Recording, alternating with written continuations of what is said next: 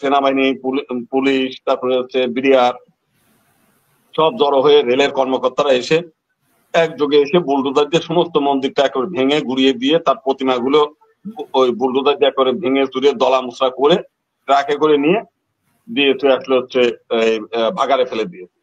তো এটা নিয়ে রেল যে উপদেষ্টা তার কাছে জিজ্ঞেস করলো, তিনি চরম একটা মিথ্যাচার করেছে।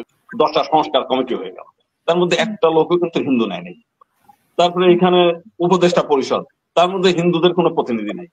এখানে কোথা থেকে আমরা শুনছি যে কি নামে একটা হিন্দু নিয়োগ করছে, সেটা হবে আপনার ইউনূস সাহেবের নিজস্ব। উনার তো সবই তার কাছের লোক ছাড়া, তার গ্রামীণ ব্যাংকের কোন কর্মকর্তা তারে নিয়ে আসে, কোন এনজিও মহিলা তারে নিয়ে আসে, কোথায় বিদেশে তার কোন খাতিডালা লোক আছে তারে নিয়ে এসে নিয়োগ দেয়। এটা একটা রেলওয়ের জায়গা, এই বিষয়ে কিন্তু কোনো দ্বিমত নাই এবং মন্দিরের নিজস্ব কোনো সম্পত্তি না এটা। এখানে অস্থায়ী ভাবে যেহেতু ওই খিলক্ষেত এরিয়াতে প্রায় 25,000-এর উপরে হিন্দু আছে, কিন্তু ওইখানে কোনো মন্দির নেই, যে কারণে তারা অস্থায়ী ভিত্তিতে ওইখানে একটা মন্দির করেছিল। সেই মন্দিরের আবার এখন তো বৃষ্টি হচ্ছে, তো ওখানে তো একটু নিচু জায়গা, তো ওরা একটু মাটি ফেলে ওখানে কিছু ইট দিয়ে একটু উঁচু করার চেষ্টা করছিল। তো গত 3 দিন আগে রাতে ওই এলাকার মধ্যে বেশ কিছু মুসল্লি, তারা 100-150 মুসল্লি এখানে জড়ো হয়ে তারা বলে যে এইখানে কোনো মন্দির আমরা রাখতে দেব না।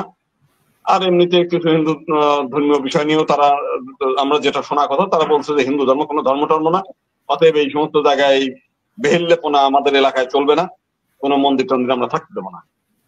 ওই পূজা একবার করতে দেওয়া হয়েছে, তারা পূজা টুজা করে এখান থেকে চলে যাবে, এখানে আমরা করতে দেবো না। তো এইটা বলার পরেই পরের দিন মানে তারা রাতের বেলায় অনেক ভাঙচুর হয়, আবার বেশ কিছু হিন্দুরা সেখানে জড়ো হলে পরে তো তারা রাতেই ওইখানে একটা হুঁশিয়ারি দিয়ে দেয় যে আগামীকাল 12টার মধ্যে যদি মন্দির ভেঙে এখান থেকে না নিয়ে যাওয়া যায় তাহলে এটা আমরা এসে ভেঙে দেবো।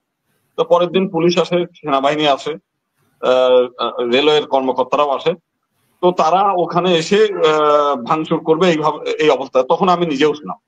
তা আমি তাদের বললাম যে দেখেন, এই মুহূর্তে এই যদি আপনারা এই মুসল্লিদের কথায়, হুজুরদের কথায় যদি মন্দির ভাঙেন, তাহলে এটা কিন্তু একটা বিরূপ প্রতিক্রিয়া হবে। বরং একটা সুবিধা মতো সময়ে পরবর্তীকালে আপনারা যখন উচ্ছেদ অভিযান করেন সমস্ত জায়গায়, তখন আপনারা করেন, এবং শুধু এইটা না, আশেপাশে যত অবৈধ আছে তাদের সঙ্গে করেন এই অবস্থায়।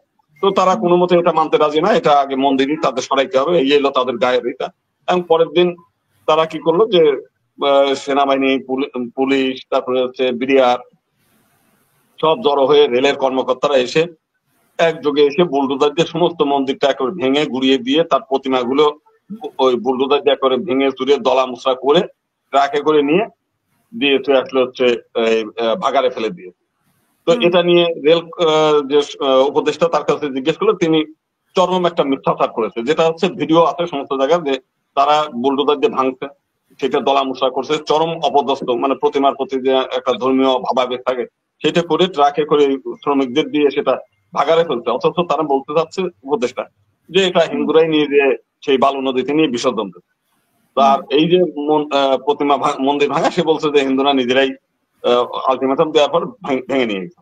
তা আমরা সেটার জন্য প্রতিবাদ করলাম, যে আমরা বললাম যে যদি সমস্ত অবৈধ স্থাপনা ভাঙে আমাদের কোনো আপত্তি নেই, কিন্তু ওখানে মসজিদ আছে 3টা এই রেলওয়ের জায়গার উপরে, সেখানে 2টা মাদ্রাসা আছে রেলওয়ের জায়গার উপরে, বেশ কয়েকটি রাজনৈতিক দলের অফিস আছে ওইখানে। তো আমার বক্তব্য হচ্ছে, যেহেতু রাজনৈতিক দলের অফিসগুলো যদি থাকে, ওইখানে মাদ্রাসা যদি থাকে, ওইখানে মসজিদ যদি থাকে, তাহলে এটা ওরা অবৈধ জায়গার উপরে অবৈধভাবে যদি থাকে, তাহলে একটা হিন্দু মন্দির এক পাশে, তাও অনেক দূরে ফাঁকা জায়গায়, এখানে থাকলে তো কোনো অসুবিধা নেই।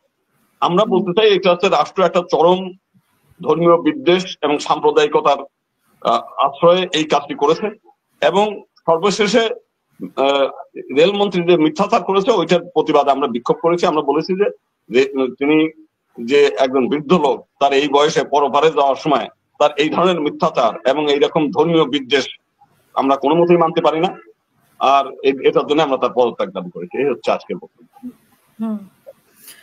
তো সেখানে আপনি বলছেন যে এটা একটা ধর্মীয় বিদ্বেষ। এর আগেও তো 5ই আগস্টের পরে আপনারা অনেকভাবে বলার চেষ্টা করেছেন যে হিন্দুদের উপর অত্যাচার। এখনো কি সেরকম একটা বয়ান আপনারা দিচ্ছেন কিনা? না, 5ই আগস্টের পরে আমি যেটা বলেছি যে সেটা সম্পূর্ণভাবে ছিল রাজনৈতিক। কিছু ধর্মীয় মানে যারা কোনো রাজনৈতিক দলের সদস্য না, তো তারা অনেক সময় নিগ্রহের শিকার হয়েছে, কিছু ভাঙচুর হয়েছে।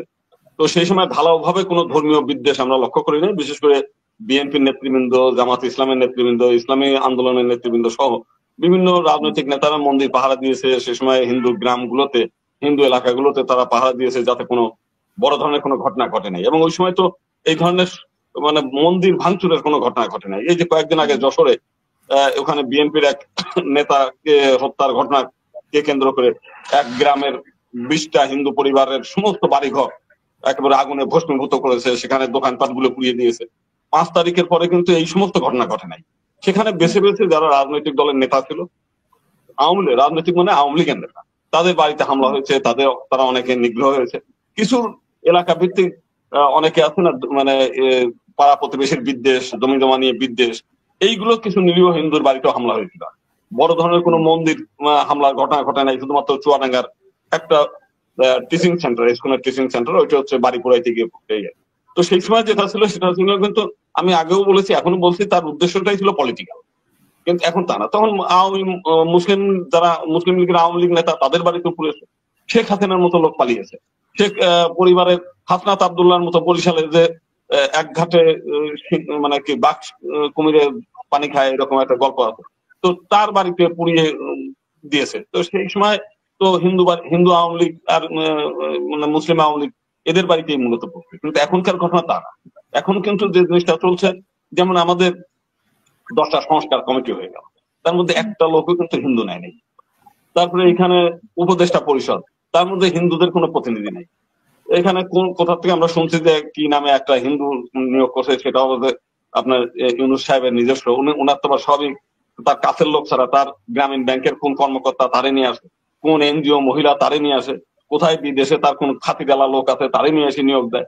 এটা তো মানে এই দেশের জনগণের থেকে প্রচুর লোকজন ছিল মানে উপদেষ্টা হিসেবে নিয়োগ করার জন্য। এই যে আলী রিয়াজ সারা বছর ধরে বিদেশে থাকে, এই ভদ্রলোক ছাড়াও তো বাংলাদেশের লোক ছিল না। সে তো বাংলাদেশের প্রতি তার কোনো দেশপ্রেমই নাই।